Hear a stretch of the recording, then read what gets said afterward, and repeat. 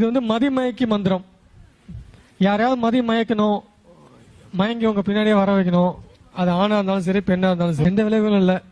உங்களுக்கு பின் பிள்ளைகள் இருக்கக்கூடாதுன்னா நீங்க வந்து நல்ல விதமா பண்ணி நல்லவங்க மட்டும் பண்ணிக்கணும், நல்லதுக்கு மட்டும் பயன்படுத்திக்கணும். ஸோ இந்த மந்திரம் நீங்க யாரை பார்த்து ஜபம் பண்ணாலும் சரி, யாரை நினைச்சு ஜபம் பண்ணாலும் சரி, அவங்க மதி மயங்கி நீங்க சொல்றபடி கேட்பாங்க.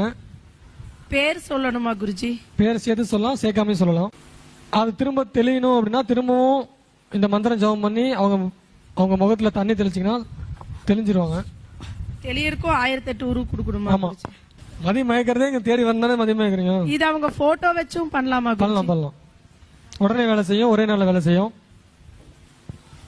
நல்லதுக்கு மட்டும் பயன்படுத்திங்க, நல்ல விஷயங்களுக்கு மட்டும் பயன்படுத்திங்க. இதை வந்து நீங்க ஸ்ட்ரைட்டா அப்படியே உங்களோட மைண்ட்லாம் பொண்ணுங்களை வசியம் பண்றதுக்கு தான் அப்படின்னு நினைச்சீங்கன்னா அதுக்கு நான் பொறுப்பு இல்லை. இந்த மந்திரத்தை வச்சு உங்களுக்கு யாருக்காவது ஒரு வேலை கிடைக்கணும், ஒரு இன்டர்வியூ போறீங்க, அவங்களுக்கு வசியமாகி உங்களுக்கு வேலை கொடுக்கணும், இல்லை யாராவது பணம் கொடுக்கணும், இல்லை ஒரு எதிரிட்ட போறீங்க, அந்த எதிரி வந்து நீங்க சொல்றபடி கேட்கணும், கோர்ட்டு கேஸ் பிரச்சனை, கணவன் மனைவி பிரச்சனை, அண்ணன் தம்பி பிரச்சனை, எந்த பிரச்சனையா இருந்தாலும் சரி, அவங்களுக்கு முன்னாடி இதை நீங்க பண்ணீங்கன்னா அவங்க உங்களுக்கு வந்து கண்ட்ரோல் ஆகி நீங்க சொல்றதை கேட்பாங்க. அதுக்கான மந்திரம் தான். ஸ்ட்ரைட்டா அவங்க மூளையெல்லாம் பொண்ணுக்கு தான். எத்தனை பேருக்கு போச்சு பொண்ணு விஷயம் பண்ணலான்னு? இப்போ அவர் வந்து வெளியூர்ல இருக்காரு, நான் இங்க ரெடி பண்ணி அந்த மந்திரத்தை சொல்லிட்டு அவர்கிட்ட நேர்ல போய் பேசினா வந்து வேலை நடக்குமா? நடக்கும். பணம் கேட்டா கொடுப்பாரா? கொடுப்பாரு.